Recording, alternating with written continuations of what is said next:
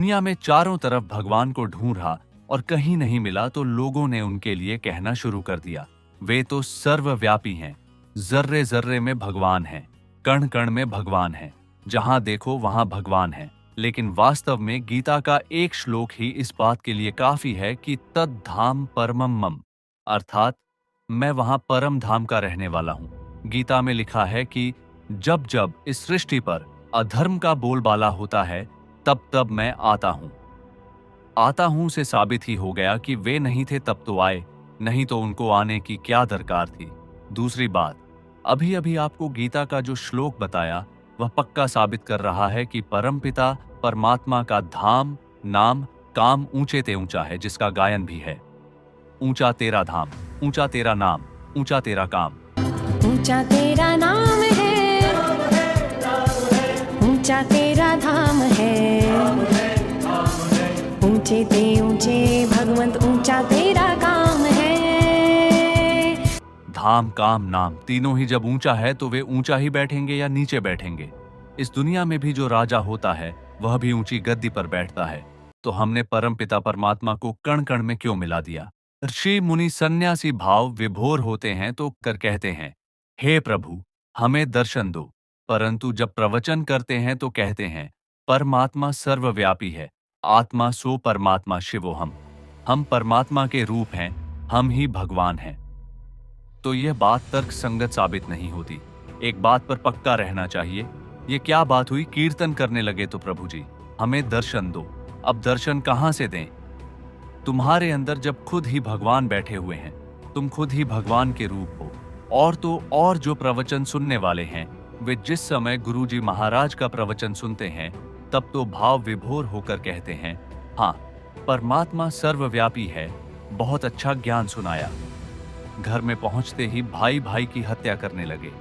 अगर सर्वव्यापी है फिर ऊपर की ओर मुंह करके याद क्यों करते हैं, हे प्रभु हे भगवान, ऐसे इशारा करते हैं ऊपर की ओर, तो जरूर ऊपर में है ना। गीता में कहा गया है, न त्वहम तेषु ते मयि, मैं उन पत्तों में नहीं हूं, टहनियों में नहीं हूं, परंतु वह पत्ते और टहनियां मुझ बीज रूप में समाये हुए हैं। एक तो यह ज्ञानी कहते हैं सभी भगवान का रूप। अगर आत्माएं परमात्मा का अंश हैं तो उनमें दुर्गुण कहां से आ जाता है। जैसे सागर में से हम चुल्लू भर पानी ले तो वो चुल्लू भर पानी में गुण तो वही होगा जो सागर का गुण होगा। सागर खारा होता है तो वो चुल्लू भर पानी मीठा तो होगा नहीं, वो भी खारा होगा ना। सर्वव्यापी समझते हो, सर्वव्यापी कहते हो, ये तो तुमने भगवान की ग्लानि कर दी। भगवान जिसको कहते हैं उच्च ते उच्च, तो उच्च ते उच्च पर सवारी करेगा या नीच में सवारी करेगा। आज के जो धनी वाले लोग होते हैं, अच्छे साहूकार होते हैं, उनके घर में जो फर्नीचर होता है वह अच्छा फर्नीचर होता है या टूटा फूटा होता है, अच्छे से अच्छा फाइन फर्नीचर होता है। वैसे ही भगवान ऐसे वैसे में थोड़ी सवारी करेगा। तो भगवान भी जो उच्च जो पाठधारी हैं, हीरो पाठधारी, उसमें बाप आकर के प्रवेश करते हैं और सारी दुनिया को चेंज कर देते हैं।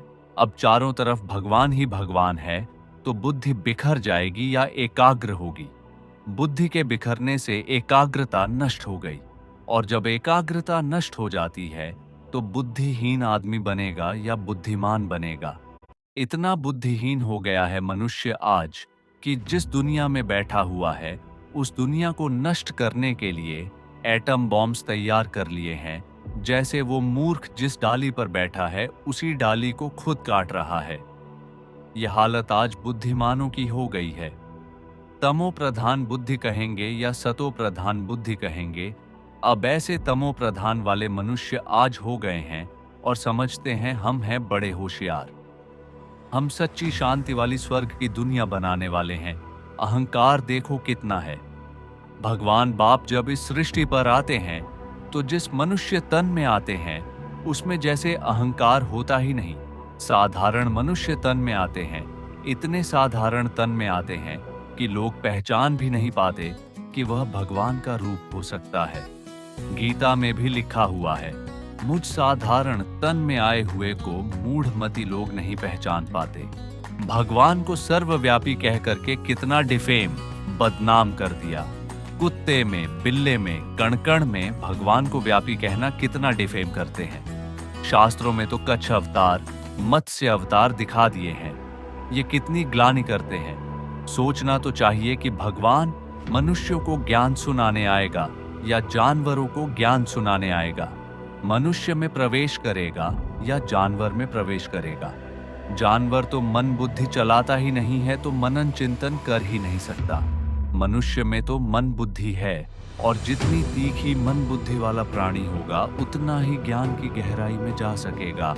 अभी हम सभी के पिता परम पिता शिव कहते हैं, मैं तो एक मुकर्रर रथ में आता हूँ, मैं एक व्यापी हूँ। गीता में कहा गया है, सर्वधर्मान परित्यज्य मामेकम शरणं व्रज, अर्थात सभी धर्मों को छोड़ मुझ एक की शरण में आ जाओ।